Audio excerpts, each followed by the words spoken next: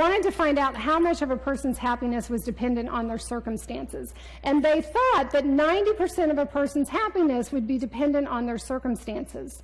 What they found out was that 10% of a person's happiness is due to their circumstances.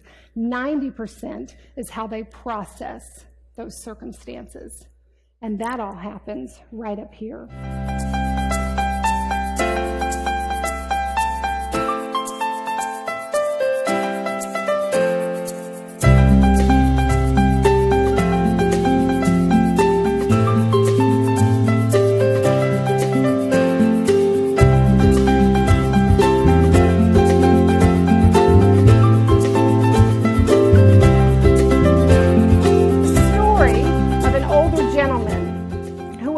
Concerned that his wife was not listening to him anymore.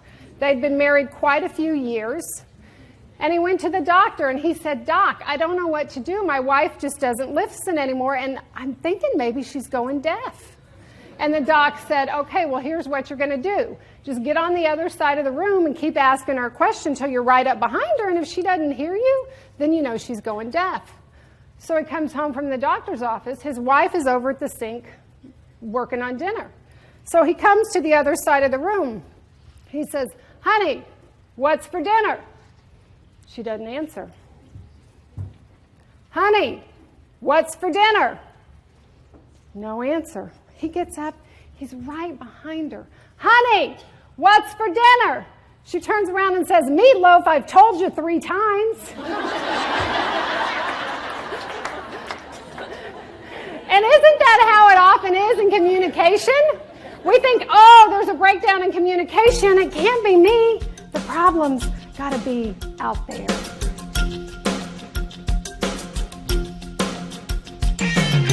I want to encourage you, have fun with your families. I have a boat on Lake Washita. I have a girls' weekend every summer. All my girlfriends come, and let me tell you, these ladies know how to whoop it up. They are jumping off the top. They are swimming naked. They are hanging on a noodle, eating their lunch in the middle of the lake. We just have a blast. Now, the next weekend, they'll bring their kids, and all of a sudden, they're like, "Put on more sunscreen. Don't run. You can't get in the water for 30 minutes after you eat." I'm like, "I saw you eating your lunch in the water." And do you know that there is no medical science to back up you can't get in the water for 30 minutes after you eat? Our mothers made that up so they could get a break in the middle of the day. I mean, have some fun with your families. Let them see that side of you. We just need to find ways to put some whoop in our day. We were put here to have fun. I'm going to give you 2 things that you can do to have more fun.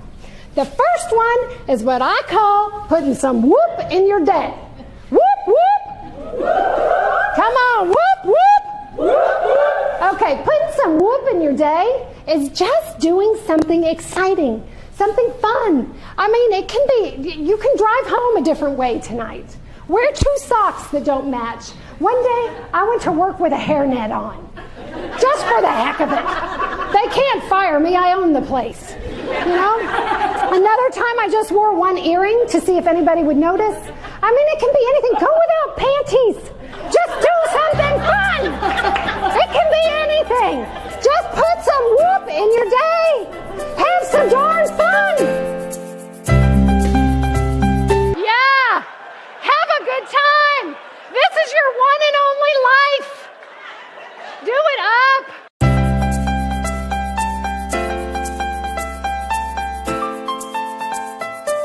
Try to press it down, and you're going to resist. Okay? All right, here we go. Okay. All right, so that's our test. So now I want you to say, "I love my life. My life is great. Good things always happen to me." I love my life. My life is great. Good things always happen to me. Put your arm back out, and I'm going to press down. Okay. Now you're going to say, "I hate my life. Nothing good ever happens to me, and things never work out." I hate my life. Nothing good ever happens to me. What was the last one? And things just never work out. Just don't work out. Okay, put your arm out and resist. Oh my God! Look at them, not me. I've seen it before. Yeah, that's what negative talk, self-talk will do. But let's look at this. Now, what about our words to someone else? What if I say, Lorraine, I thank you so much for volunteering. You're clearly a woman who is ready to show up, be bold, and play big. And I am so grateful you're here. Thank you. Thank you. Put your arm out and resist. Yeah. That's working. But, okay, now remember she volunteered, okay? So now let's look what negative words do. You know, you could have just stayed home. Nashville really didn't need you here, but, you know, I guess you're here now. Oh, well. Now let's put your arm out, and you're going to resist. I'm not joking. That is weird. That is weird. Yeah. Okay, you want it to get even weirder? Okay? Let it get weirder. So now, just send her positive energy. No words, just positive energy.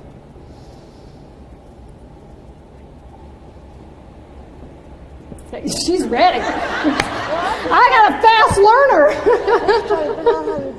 Trying to figure out how I'm doing it. I'm not there. Okay, here we go. Resist. Do you guys get what that means? It means that what we say to ourselves and what we say to others, what we say to our coworkers, what we say to our clients, what we think about them. It was your thoughts that brought her energy back up.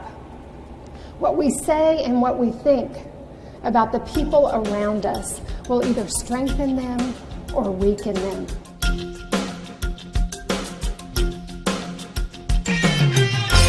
They did a longevity study. It was an 8-decade study. And the theory of this study was that the people who received the most love and support would be the happiest and the most successful. They actually found it was the exact opposite. It was the people that gave the most love and support. And here I'm preaching to the choir because you all give as school board members. I want you to take your hands. When you give something, act like you're giving something away. Take your hands out. And then when you receive something, bring it in. And how can you hold more? With your hands like this or with your hands like this? Yeah. We receive more the more that we give.